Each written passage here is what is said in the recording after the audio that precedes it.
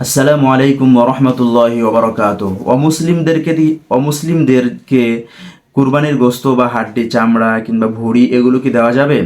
ইসলাম এক্ষেত্রে নিষেধ করে না। অমুসলিমদেরকে আপনি ইচ্ছা করলে দিতে পারবেন, কিন্তু দেখুন, অমুসলিমদেরকে দেওয়ার আগে আপনাকে লক্ষ্য করা দরকার যে এটি আমাদের আহ, ইসলাম ধর্মের একটি উৎসব, এবং আমাদের মুসলমানদের ভিতরেও অনেক গরিব, মিসকিন, অসহায় রয়েছে, যারা সারা বছর গরুর গোস্ত খেতে পারে না। আপনি তাদেরকে বেশি বেশি দেওয়ার চেষ্টা করুন। আর যদি বেধর্মীরা, অমুসলিমরা যদি আপনার কাছে চাইতে আসে, তাহলে তাদেরকে আপনি ফিরায় দিবেন না। সম্মানিত দর্শক মণ্ডলী, এক কথায় আমি এটা বলতে চাই যে অমুসলিমদেরকে দেওয়া জায়েজ আছে, কিন্তু আপনাদেরকে লক্ষ্য রাখতে হবে নিজের আত্মীয় স্বজন এবং গরিব মিসকিন মুসলমানদের ভিতর যারা রয়েছে তাদেরকে আপনি বেশি বেশি দেওয়ার চেষ্টা করুন।